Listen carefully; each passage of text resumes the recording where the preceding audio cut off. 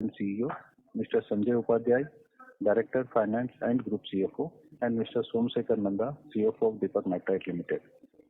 We will begin the call with opening remarks from the management team, followed by an interactive Q&A session. To begin, Mr. Maulik Mehta will share views on the opening performance, operating performance, and the growth plans of the company, followed by Mr. Sanjay Upadhyay, who shall take us through the financial and segmental performance. I now invite Mr. Mehta to share his opening comments. Thank you, and over to you, sir. Hello, good afternoon, everybody, and a warm welcome to you on Deepak Nitrite's Q1FY26 earnings conference call. Our results documents were shared with you earlier, and I hope you've had the opportunity to glance through them. I will initiate by briefly taking you through the financial and operational highlights for the first quarter, ended 30th June 2025. Mr. Upadhyay will then present you with a financial overview during the period under review. And following this, we'll open the forum for Q&A. So as we begin FY26, Deepak Nitrite remains steadfast in navigating a complex global business environment. The past several months have been marked by a confluence of challenges that have significantly affected the industry. Slower than expected recovery in some agrochemical intermediates has stifled growth, while continued oversupply from China has impacted the pricing. These headwinds, coupled with fairly fast evolving geopolitical complications, have compounded the complexities. Our strong business fundamentals, underpinned by an import substitution strategy, expansion initiatives, both capacity augmentation as well as new projects, process optimization, and commitment to innovation and sustainability, have provided us some resilience in this backdrop. Despite these challenges, we foresee a pickup in demand trajectory driven by improving market dynamics, the commissioning of new projects and expanding product applications.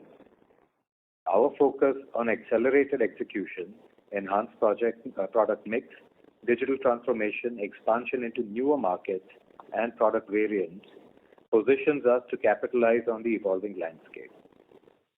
We remain confident that Deepak Nitrite will continue to deliver value while contributing to India's larger vision of self-reliance and sustainable industrial growth. Deepak Nitrite has solidified its position as one of India's leading chemical intermediates producers, recognized globally for responsible manufacturing and a supplier of choice. Our diverse portfolio serves multiple industries, underpinned by a philosophy of responsible chemistry, emphasizing sustainability, transparency, and ethical business practices. Guided by an experienced leadership and deep technical expertise, we continue to strive towards driving operational excellence and long-term value accretion. Our performance this quarter was sustained by volume growth across our diverse product portfolio, supported by a notable recovery in demand from non-agrochemical applications, and also the initial success from certain cost optimization initiatives. In the advanced intermediate segment, although agrochemical intermediates are experiencing subdued global demand, we project a recovery in the upcoming period. The phenolic segment witnessed steady demand, with better realizations backed by debottlenecking and capacity augmentation initiatives. Our focus on cost management continues. We are excited with our pipeline of new products and upcoming projects that are set to contribute to growth in a meaningful way. In addition, we're actively expanding into newer applications to broaden our market presence and diversify our customer base. For the quarter ended June 30th, 2025, Deepak Nitrite reported a revenue of 1,897 crores, mainly driven by steady volumes, improved product mix, and realization gains in phenolics. This came on the backdrop of a challenging external environment. Despite pricing pressures in the AI segment, consolidated EBITDA stood at 197 crores, marking an 11% sequential rise, with margins expanding by about 100 basis points to 10% quarter on quarter. This was a result of improved operating leverage from sustained volumes and enhanced operational efficiencies, from our optimization and process recalibration efforts. PBT was at 138 crores, up 17% sequentially, demonstrating resilient operational momentum. These numbers are excluding government incentives that we've received of 17 crores in Q1 and 161 crores in Q4, which was a sum total of about 2 years, respectively. The standalone Deepak Nitrite revenue was 620 crores, lower by 7% quarter-on-quarter. EBIT declined to 41 crores, primarily due to a delayed offtake of key products in the AgChem intermediate space. However, we anticipate a recovery in the ensuing period. In addition, we're driving targeted initiatives to enhance our competitiveness by adding new customers through a diversification effort and into new geographies. We've seen initial improvements in the margin trends in the non-AgChem space. These trends, along with our strong customer relationships, position us well for a sustained recovery. Also, the benefits from backward integration will enhance supply security and cost optimization, even amidst global overcapacity and pricing challenges. By implementing strategic initiatives, we have successfully expanded our product portfolio, which is expected to generate incremental annualized revenue. This growth will be driven by the commercialization of a new value stream integrated product for the dyes and cosmetic segment and the launch of a new product through a long-term co-manufacturing agreement. Overall, these targeted efforts will enhance our market presence, including untapped geographies opportunities, thereby creating new avenues for sustainable growth. This is, by the way, done with existing assets and negligible investment. And while we may have launched these products in the middle of the year, they are going to be tested by customers for stability, and then we will be available to be able to supply commercial volumes when the next contractual cycle begins. This is expected to be in the beginning of CY 2026, meaning January. The phenolic segment delivered a revenue of 1,287 crores, marking a sequential degrowth of 6%. Profitability was higher due to various cost optimizations, amidst a stable sales volume and improving spreads.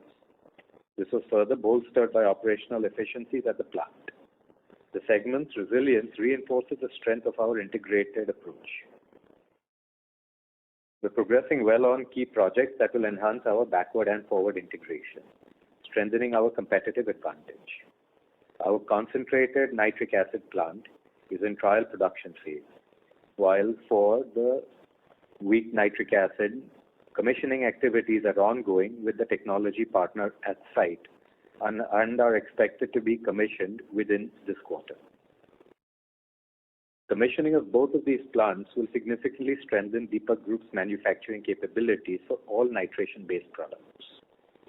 By scaling up production and enhancing backward integration, we will secure a more reliable and predictable supply chain for our key raw materials. This will not only boost operational efficiency and reduce reliance on external suppliers, but will also solidify our market leadership as an ammonia to amines supplier and reinforce our commitment to import substitution, ensuring a more resilient foundation for long-term growth. Now, building on our extensive expertise in hydrogenated aromatics and non-aromatics, we have started trial production at our new hydrogenation facility, significantly expanding our group's production capacity. This strategic move directly supports the expansion of our product portfolio and better positions us to meet with growing global demand for high-value specialty chemicals. This new facility will not only enhance our operational scale, but also our position as a key player in this critical segment, while integrating well with our already commissioned fluorination assets. Our advanced solvents, MIBK, MIBC, and others, and nitration plants are expected to be commissioned in the next quarter. This move will significantly strengthen our downstream integration, allowing us to capture more value from our existing product lines and reduce our reliance on external suppliers. We are prioritizing resilience by effectively managing resources and adapting our processes to meet with these demands. In the face of market challenges for our core agrochemical products, we've demonstrated operational agility by proactively repurposing our assets. This capital-efficient approach allows us to co-develop and produce alternative, higher-value products in close collaboration with our other customers. The strategy not only diversifies our portfolio, but drives new growth without requiring meaningful capex. Our transition to renewable energy is already delivering results. During Q1, we have seen short-term benefits through strategic tie-ups. And in order to attain our long-term goal of sourcing 60 to 70% of energy from renewables by FY27, we have signed a PPA which will lead to significant cost savings starting from May 2026. Overall, this initiative is projected to reduce our CO2 emissions by an estimated 60 to 65%.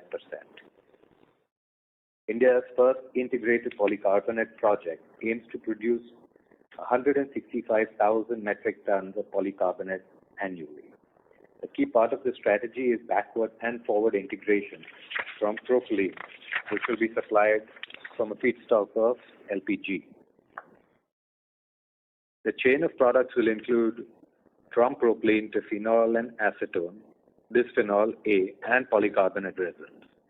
In line with this, the company is also expanding its phenol and acetone capacity to serve as raw materials for bisphenol A, which will also in turn be an intermediate for polycarbonate. And we have already entered into the polycarbonate compounding business with an invested asset in Baroda. This holistic approach, which leverages existing expertise and a technology license from Trinzio, positions Deepak Nitrite to be a highly integrated producer, reduce India's reliance on imports, and secure a predictable supply chain for its downstream products. Polycarbonates are a highly versatile product range that are used widely in various applications and industries due to very unique properties, including high impact resistance, transparency, heat resistance, and weight.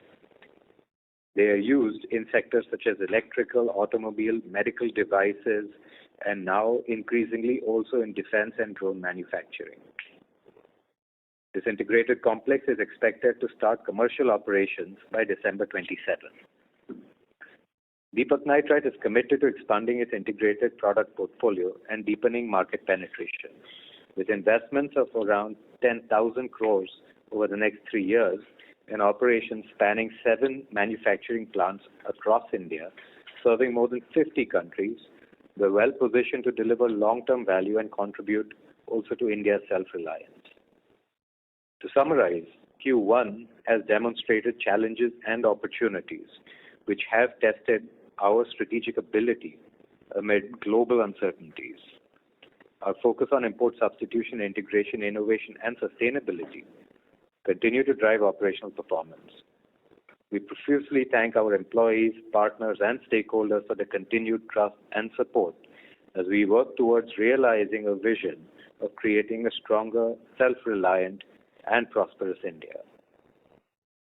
Potential U.S. tariffs are expected to have a moderate impact on our business, given that our exposure to the U.S. is limited to 2.5 to 3% at a consolidated level. We are taking proactive steps to negate this by expanding into new markets. Additionally, we're maintaining close communication with our customers and closely monitoring this unpredictable environment. More importantly, this will help increase our exposure to Bharat in line with the Viksit Bharat initiative.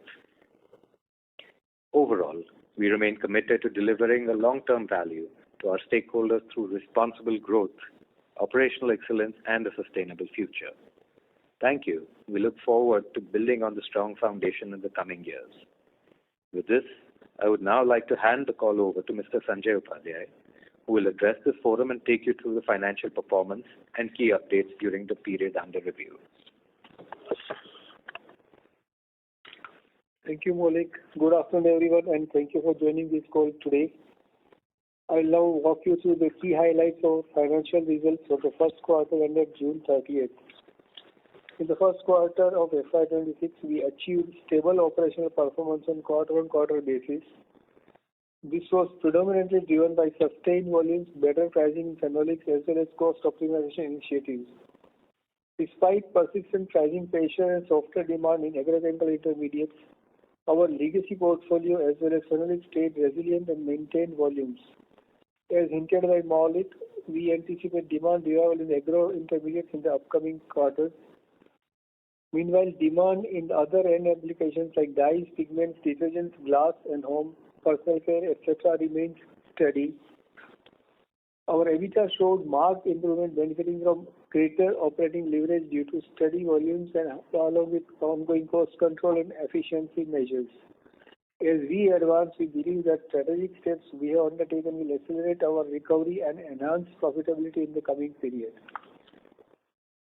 Financial overview on the revenue front, our domestic sales totaled at 1,623 crores in Q1, complemented by export revenue of 267 crores.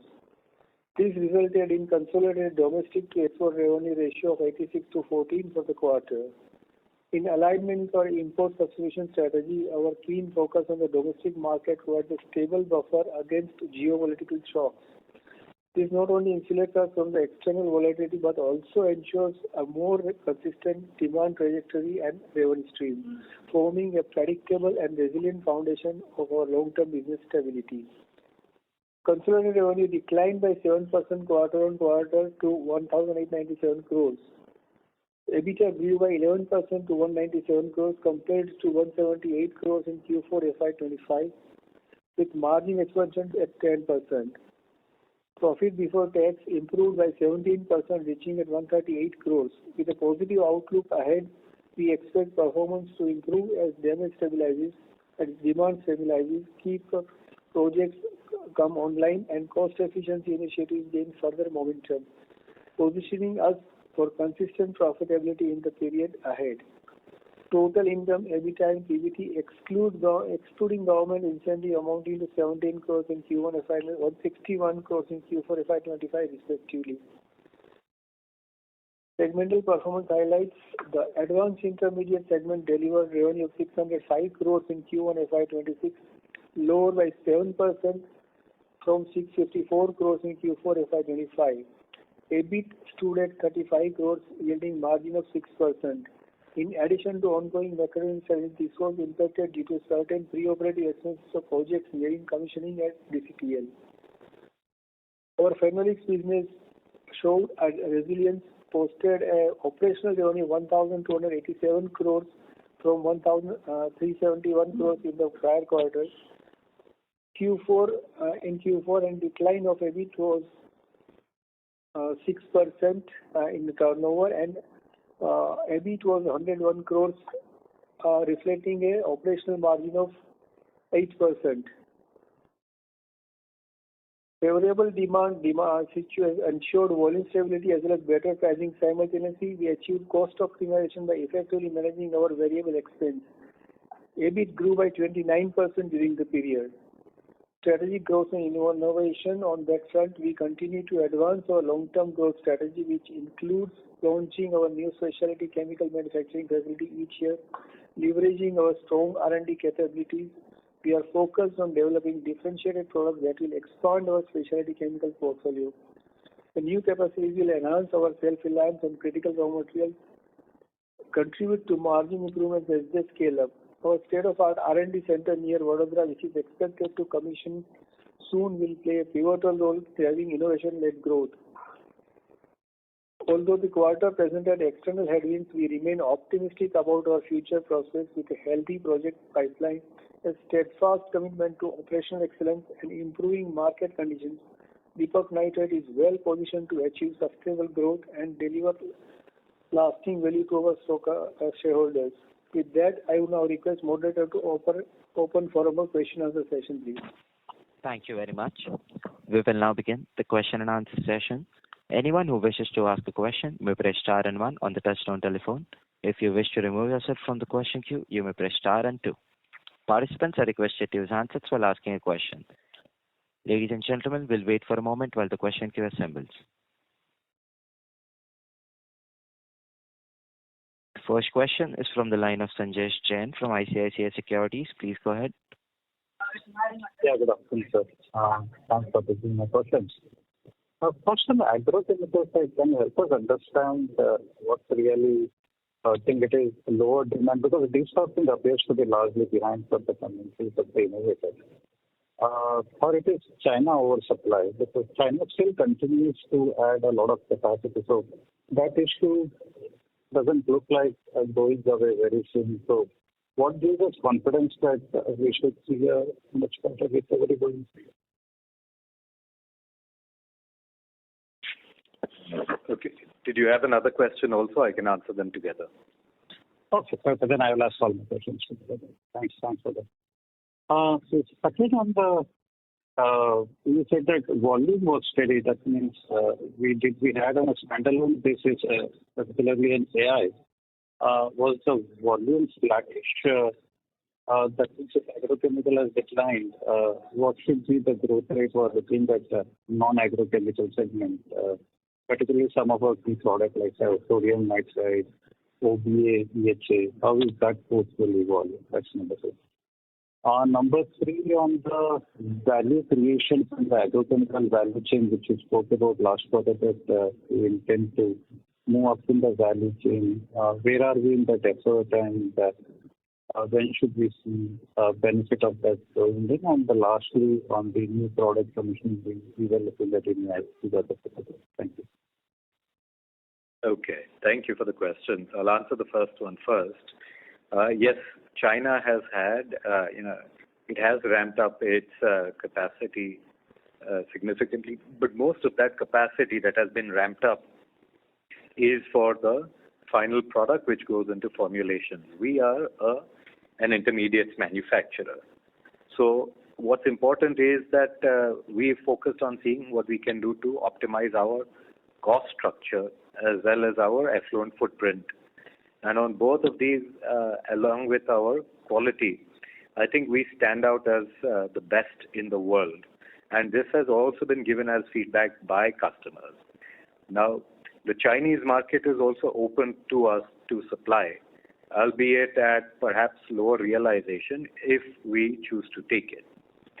Now, that choice remains ours, and we will engage with all potential customers, both in India, in Europe, as well as in China, to optimize our customer mix. That way, we will ensure that we are de-risked from a geographical perspective. These products continue to remain extremely desired in terms of their effectiveness and efficacy at the farm level. Now, that said, we have also worked to see how we can engage with partners and see where we can go downstream to further optimize our value offering. In a couple of the plants, we have made sure that we are able to run multiple products in discrete chains. Now, in these discrete streams, now these products, because we're literally in the middle of the year, at the moment, what we have worked with strategic customers for is plant pilot batches, which are roughly about 20 or 30 tons in terms of volume, in order to be able to qualify for contractual agreements, which would start with meaningful volumes from January onwards. So these are certain steps that we have taken to not only de-risk from X particular product, but also from X particular customer. I think we will see a meaningful improvement because orders delayed are not orders declined. And meanwhile, we will see what we have to do in order to make our assets multi-purpose in campaigns to be able to run along with customer requirements. With your second question, which I'm answering last, regarding the volumes. Now, frankly, on the other products which are going more into the dyes and intermediate space, I think there our volumes are largely intact with a marginal growth. It's only that, and also, by the way, in our PP, our optical brighteners and intermediates, there also we have seen a growth in line with our debottlenecking efforts.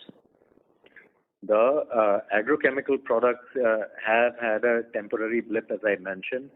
Some of them, which would be higher margin, have had a deferment of supply from our customers, which we are working to see how to address.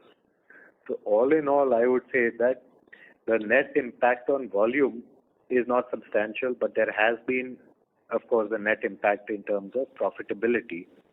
And we're seeing what we can do to cover that for the rest of the year. That's pretty clear and very well obeyed. Thanks very much. And Thank you. Thank you. The next question is from the line of Nirav Harish Chimudia from Anvil Wealth. Please go ahead. Yes, sir. Thanks for the opportunity and thanks for the detailed presentation. So I have two questions. So first is on an investment of close to around 220 crores, which we mentioned in the annual report, to manufacture a key agrochemical intermediate for our foray into specialty fluorochemicals. So if you can share your views here, like is this for a novel agrochemical or for this is for the off-patent product? Some estimates on the market potential and when can we see the full benefit of this investment accruing to us? Okay. So first of all, Nirav, thanks for the question.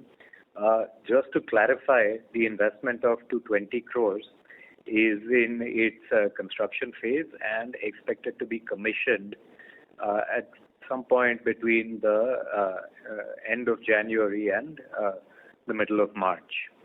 We're engaging with customers just also to highlight that while the primary customer for this would be an agrochemical major, for a product which is under patent and our process also would be under intellectual property control. Okay. The plant is designed in such a way that it doesn't necessarily only have to make that. It will also be able to supply to the cosmetics industry as well as the polymer industry, both of which appreciate the higher quality as well as the considerably reduced carbon footprint that this process will allow us to put on the table. So this technology as well as this plant is probably the first and only of its kind, and it leverages two key strengths of the company. So the moat is significant. Got it. Sir, any timelines of the launch of this product by the innovator? Because probably or possibly in the earlier phase, we'll be supplying some of the samples to them. And then once that is launched, the sales could have been ramped up from them. So any tentative schedule have been given by the innovator to you in terms of the launch by them? So this product will be supplied as quote-unquote plant-relevant batch in quarter 3 and in time for us to be able to engage with them meaningfully for long-term contracts moving forward. But as I also mentioned, the asset will be fungible for us to use in other applications. There also we are engaging with customers. There also we are ensuring that we are using this opportunity to supply small plant-relevant batches for them to test. In some of these applications, there is also things like stability testing and all of those things. But in all of the cases, whether it is for cosmetics, whether it is for advanced polymers, whether it is for agrochemical intermediates, in all the three spaces, the customers have definitely reverted back very, very positively with regards to our industry-leading specifications and purity. So on that front, our product is a benchmark. Now we have to make sure that we are able to supply the products and run them in campaigns as efficiently as possible. Correct. So just a last clarification on the answers given by you. This product which we are going to supply, is it safe to assume that it would be backwardly integrated in the sense that it would use most of the bouquet of products which we are currently manufacturing, and this is a kind of forward integration going to the customer through the bouquet of products what we are already having? So you are partially correct, but also I'll highlight that this plant, the protected IP is the process, not the product. So the same plant will be able to make multiple products using a process which will be intellectually protected by Deepak using a common set of strengths. So you change the raw material from A to B, you're able to make a product which goes into a different application. And in most of these cases, there is significant synergy with our core competencies. And in two cases, a significant synergy also with Deepak manufacturing the upstream product. I hope this helps. Got it, sir. The second question is on the AGM. Like the chairman, sir, mentioned about projects worth 14,000 crores under pipeline. If I'm not wrong, some turnover figure of 7,000 crore was also mentioned on these investments. If I recall it correctly, we are undergoing 8,500 crores of capex plus 2,000 crores of capex, which is under various stages of commissioning. So, for the rest of the projects, are the products finalized, and what sort of integration it would help with the existing line of products what we already have? Thank you so much. Okay. So a couple of points just to highlight. Many of the products that are being, which are in the process of commissioning, whether it is products like MIBK, MIBC, whether it is nitric acid, those are already part of this, and they're in various stages of commissioning. There was something that was commissioned a year and a half ago, which was the fluorination asset. There is something which is in the process of being commissioned in this particular quarter that we are referring to, and some more which is being commissioned in Q3, which is in the mechanical completion and pre-commissioning stage. Right. So all of these put together. Then over and above this, what we're talking about with regards to 8,000 crores of revenue is to keep in mind that when we make phenol, acetone, bisphenol A, these will be largely fed into the manufacturing of polycarbonate. So they will be able to accrue a higher ROCE and an EBITDA percentage.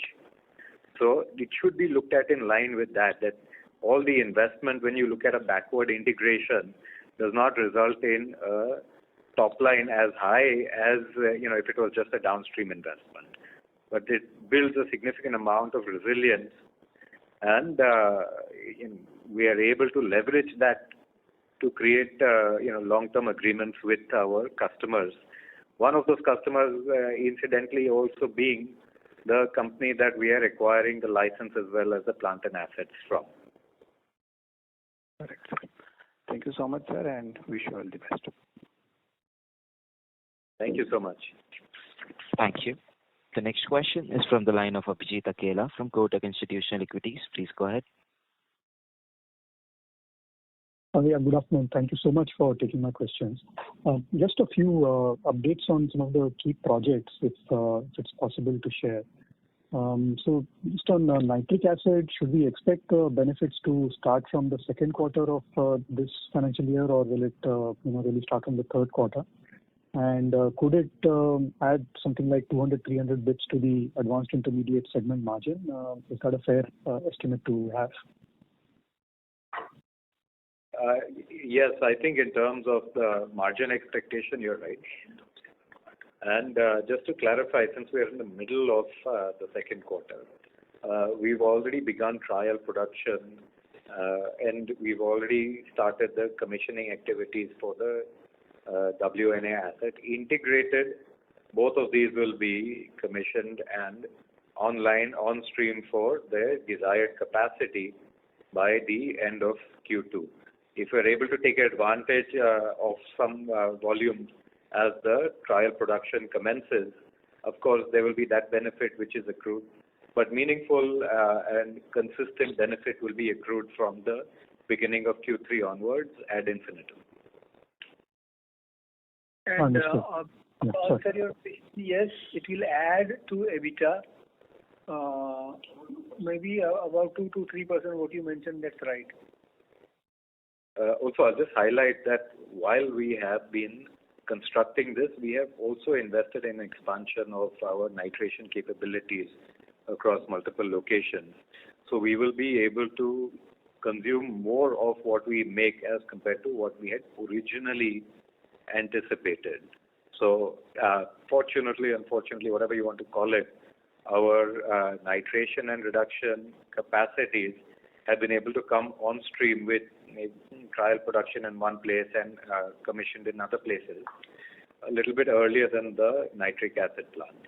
But the good thing is that our market presence is already established, and we should be able to hit the ground running once these assets are fully commissioned. Thank you. That is helpful. And then on the MIBK-MIBC project, we've mentioned 2H of fiscal 26 as the commissioning timeline. So realistically, what sort of capacity utilization, percentages could we work with for this financial year and then maybe next financial year? I think there will be a ramp up. It's going to be an accelerated ramp up to a sense because not only will we be making MIBK, but we'll be making the downstream of that MIBC and a couple of other solvents and mining chemicals as well. So the capacity ramp up will be, for I think 3 or 4 products all together in line with MIBK. So the answer to that is a little bit challenging. It is going to be an accelerated ramp up. It is not going to be something that takes like a year to do. It's going to be months. But we will do it in line with customer approvals because 2 out of these products also have significant consumption in the cosmetic space where there is a higher price and higher margin expectation. But for that, you have a longer lead time for validation. So we've already started production of some of these, or we're starting production within the month to seed market it from another location. And we are ensuring that we are able to move forward with this validation before the much larger plant comes into production. Hopefully, this will allow us to accelerate our meaningful supplies to these segments as well. If not, then there will be a couple of months of lag where their validation cycles and stability studies are in the terminal stages of approval. Understood. Thank you so much. On the polycarbonate compounding facility, which is up and running at present, are there meaningful contributions expected for this year in terms of revenues or maybe profits as well? I think, frankly, what you should look at is not so much for this year.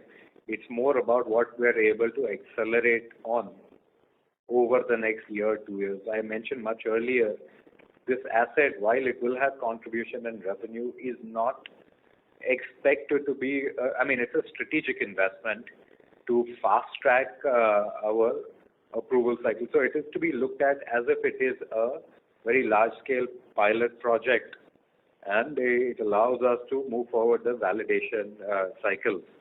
Many of these end applications have validation cycles which are more than 18 months long.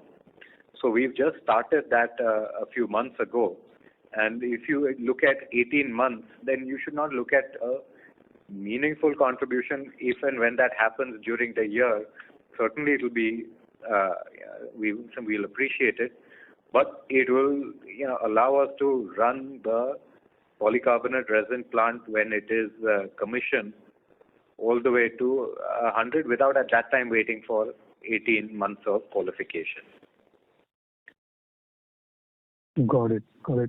So just to round up on the advanced intermediate segment, obviously profitability has been weak for the last couple of quarters, but with all these, with the backward integration now coming up, nitric acid plus the new products, and the contract manufacturing initiatives, is there can we expect to sort of get back into double-digit, EBIT margins maybe sometime next year or so? Is that sort of how we are envisaging it?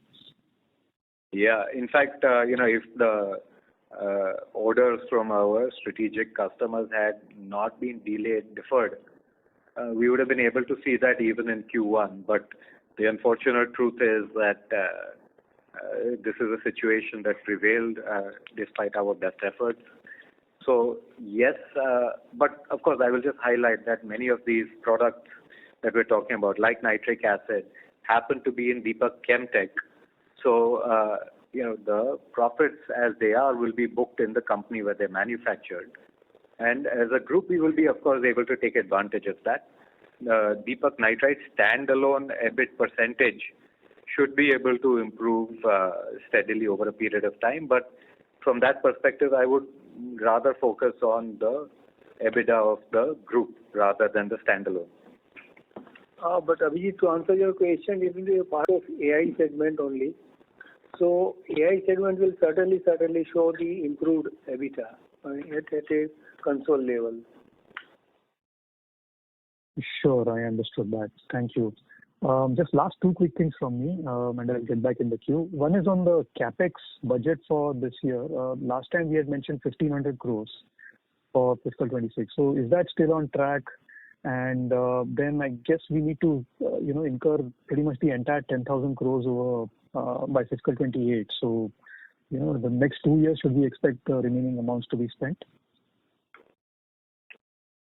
This year it would be in the range of 800 to 1,000 crores, roughly. And 500 is already spent. So next year will be a significant amount out of the whatever new capacities what we have announced. So around 3,000. Yeah, around 1,000 we have already spent. This will be around 3,000 and around 5,000 and the balance. That's how it will be. So sorry, 1,000 crores this year and then 3,000 odd in 27 and the balance in 28. Is that correct? Yeah. But some portion goes to the next year also because you don't pay. If you are talking of cash outflow, I'm mentioning about cash outflow, not the actual CapEx in the balance sheet. So I think there's some see, cash outflow happens to subsequently also post project completion. Okay. Got it. No, appreciate that. Projects will be completed by dates what we have given by the 28. But cash outflows can happen in the next year also. It will happen because there are some guarantees and warranties and whatever, the creditors and LCs. Right. Okay. Just one last thing from me on the topic of tariffs. I guess we do have significant exposure to some industries like, say, textiles, for example, or I don't know, maybe even, autos or auto ancillaries or something else, which are export-oriented and which are believed to possibly face some headwinds from the tariffs from the U.S. So, Maulik, would appreciate your assessment of, how you're seeing the scenario and what possibly the repercussions could be and how we could mitigate any such challenges. I think, honestly, anything that I say right now, I would look back at it within the next month and a half, and probably wish I hadn't said it. One thing is for sure that, as a company, as an intermediate manufacturer, we must not only look at first-order impact, but second-order impact as well, because our customers and their demand pickup is also dependent on what is going to happen with this. And more than that, it is also dependent on how other countries are dealing with the same geopolitical uncertainty. But generally what happens during times of uncertainty is, one, most companies will try to see how to de-risk their supply base.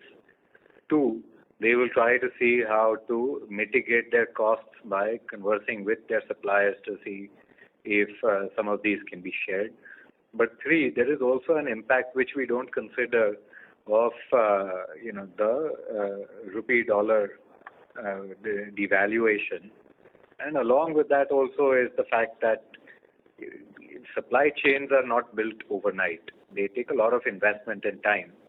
And hence any impact, both positive as well as negative, would be, bleeding out over multiple quarters. Just because there is a position and a threat of tariff and an increased tariff at one time does not mean that the sum total of the impact is felt within the next month or 2 months. So I will definitely say it's a wait and watch approach. I will also say that we're not without options, and I will also add that our greatest investment is into the country of India itself.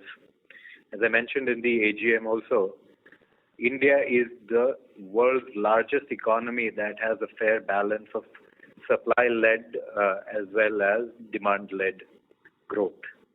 And that is something that we should harvest and cultivate, because that is our true strength and potential. Meanwhile, we are working with our customers also in the US to see how we can ensure that they are de-risked. And we will do it without allowing for any significant bleed from our margins as well as volumes.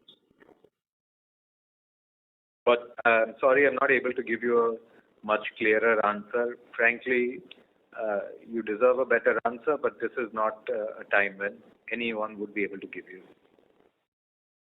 No, sure. Completely understand that. Thank you so much. I appreciate the responses and wish you all the best. Thank you so much. Thank you. The next question is from the line of Tushar from Omega Portfolio Advisors. Please go ahead. Good afternoon, sir. Thank you for the opportunity. So my question are more on the DCTL and DPL. So considering the 9,000 crore of your CapEx in the polycarbonate and phenol, so considering the imports of near to 5,000 crores and the adjoining imports like epoxy resins and other products, so what is the size of market you are looking at to fill the gap, and also the end user application are so diverse. So just as from the Deepak management, in terms of market size, what sort of market size you are seeing to cater? Sorry, your voice was not clear. We couldn't hear clearly. Audible, sir? Disturbance somewhere. Hello. Hello. Yes, Mr. Tushar, please go ahead. I just wanted to know, like you're doing 9,000 crore capex in DCTL. So considering the polycarbonate resin import and the end user markets in the polycarbonate, what sort of market size you are seeing, in order to cater from this PC compounding facilities going forward? You are after polycarbonate market size, India? Yes, sir. The Indian market size which you are trying to cater going forward? 4 lakh metric tons. Okay, sir. And so, considering the size of the capex, what sort of IRR and in how many years you are seeing that the cash flows contributing positively going forward, like recovering the amount? See, the payback is around 5 years, 5.5 years. Between 5 and 5 years, when you take the entire integrated value chain, you cannot be doing it in bits and pieces. So it's from phenol 2 to bisphenol A to phenol. The entire capex will be 5.5 years payback, around 16 to 18% IRR. Fair enough, sir. And sir, in the phenol business, like one of the major INOS capacity in Germany, which is near about 30% of their capacity, is getting shut due to European carbon policy. Any benefit you are seeing from that in the phenol business? The phenol, if you heard our chairman today morning, we have expanded capacity. Even this month also we have reached another peak. So, and we are able to sell the entire volume, and that's because of these reasons only. Because India is, we are one of the integrated players. That's one thing, and secondly, India is consuming this and intermediates in a significant way. Our demands are increasing. So we are able to sell the whole. That's why we are increasing the capacities when we are putting up polycarbonate also, because we can't let go the market, So you can see the numbers and results that is demonstrating our ability to produce and sell both. Got it, sir. And sir, like one of the player in is putting up the phenol and acetone capacity in India, and also having a plan to enter into BPA. Do you feel any competition going forward due to that? And second, sir, would be considering your capacity of phenol acetone to cater the polycarbonate. Do you have plans to for the merchant sale in the phenol acetone BPA going forward? See, by and large, this will be captive. There is a room for one more player also because the way demand is growing, yes, but our additional capacity comes for a captive consumption largely. So there will be of phenol BPA, which is also sold in the market, but it will be a much smaller share of the total capacity. Got it. So considering the thumb rule of polypropylene and other things like the 165 KTPA, I think the capacity can be much higher, going forward, considering the applications you're working on. I'm not sure what thumb rule this is. I mean, today, whatever plan we have, this is the capacity we are setting up. So, I mean, beyond that, today we can't say anything further. Got it.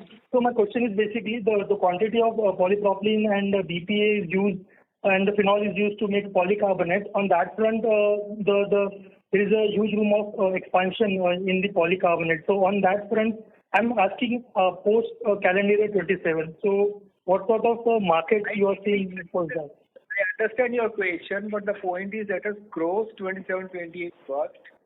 Then we can discuss. I mean, there is a time. First you can't jump to this kind of discussions now because we are in the process of setting up such a large capex and projects. Beyond that, today we will not be able to answer further expansion on future beyond 27. That will be. Yeah. One thing that I can mention is that when there is an established plant which is integrated with room to grow, further expansion does not take much time as a fresh greenfield plant, and also the investment required to expand is very, very small compared to, again, a greenfield asset. Okay. So my last question, like Bayer has a subsidiary in India to cater the polycarbonate, they import resin. So after you post your capex getting commercialized, do you see yourself as the lowest cost producer in India for polycarbonate? Bayer is not into polycarbonate. You may be referring to Covestro, yes. Emerged from Bayer several years ago. We're going to be working with a lot of different partners in the downstream. And you can look at us as co-producers because we will also be getting into compounding. We will also be partnering on compounding with various players, including with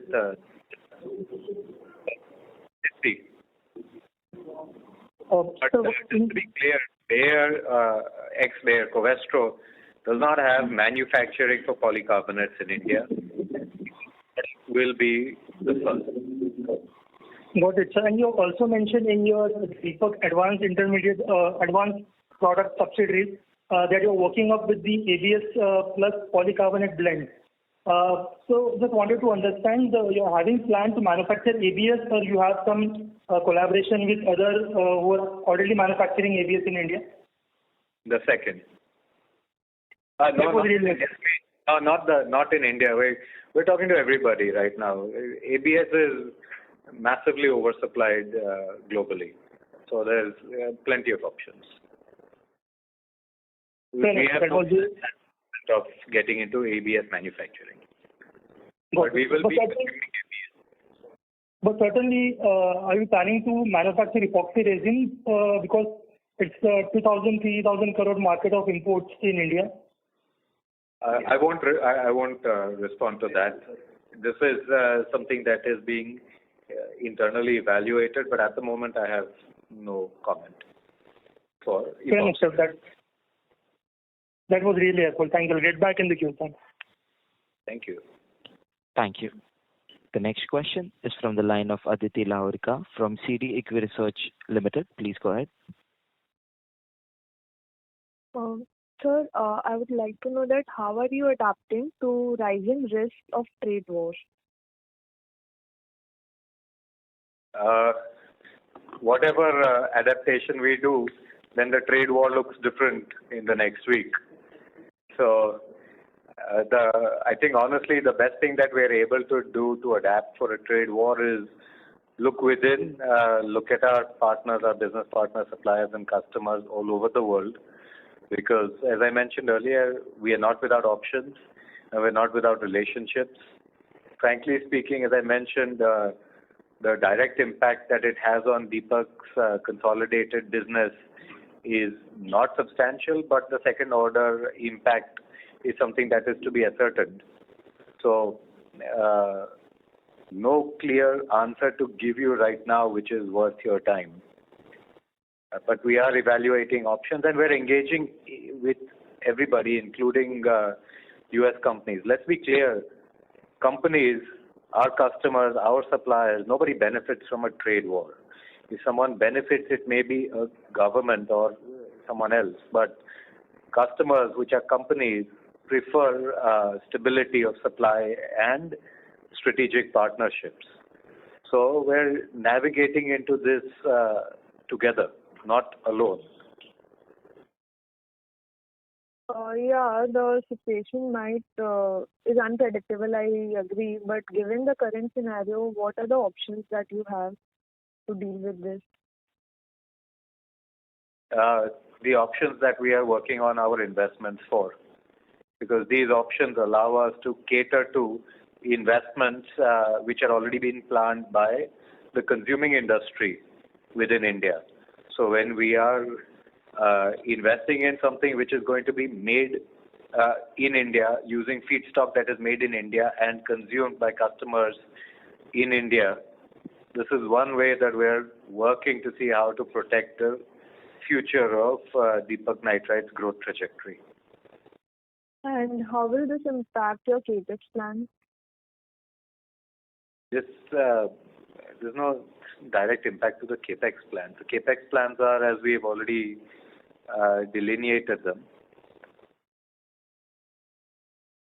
Okay, and but if you... any change with regards to cost of material of construction and some such, I don't know. But when we are relocating a polycarbonate plant, let's keep in mind that significant assets are already constructed and being packed and brought to India.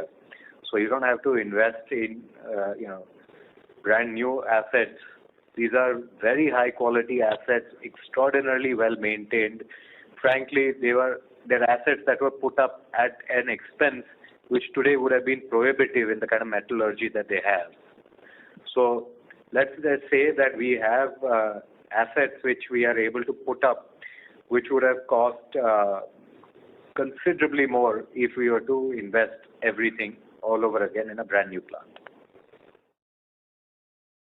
No, what I want to understand is like when we make any CAPEX plans, we have in mind that this plan will generate a certain sum of revenue, and the major exports are in US also. So I want to know that how will this impact your CAPEX? As in, do you have any plans of slowing down CAPEX if the tariffs are high or anything as such? We do not have plans to slow down our CAPEX because of the tariff war that is ensuing all over the world. Because our CAPEX plans are very clearly targeted towards supplying our product to Indian customers, with some amount being supplied to our technology partner who will compound it into their applications in Europe. Okay, sir. Thank you. Thank you. Thank you. The next question is from the line of Rohit Nagaraj from B&K Securities. Please go ahead. Yes, thanks for the opportunity. Sir, on MIBK, MIBC, we said that the ramp-up will be relatively faster. In terms of current pricing, what is the optimal level of revenues that we are expecting, and what are the EBITDA margins that we are expecting on the downstream products? Thank you. Give me a minute. Let me just open up that. But when you say current pricing, MIBC and at least MIBK more than MIBC, the pricing is highly dynamic and volatile. If I look at the last 6 months and now, it's been extremely volatile. So if I'm just to look at MIBK as a standalone product, I'm looking at a merchant revenue of close to about 550 crores. Let's see, because like I mentioned, this is very dynamic. Right. And in terms of EBITDA margins, any number we want to put to? Difficult to say right now because it is integrated with the upstream. So, just putting it on a standalone basis would not be the right answer. It has to be balanced with, cracks from all the way from propylene to acetone to MIBK, MIBC, and the other solvents. Got it.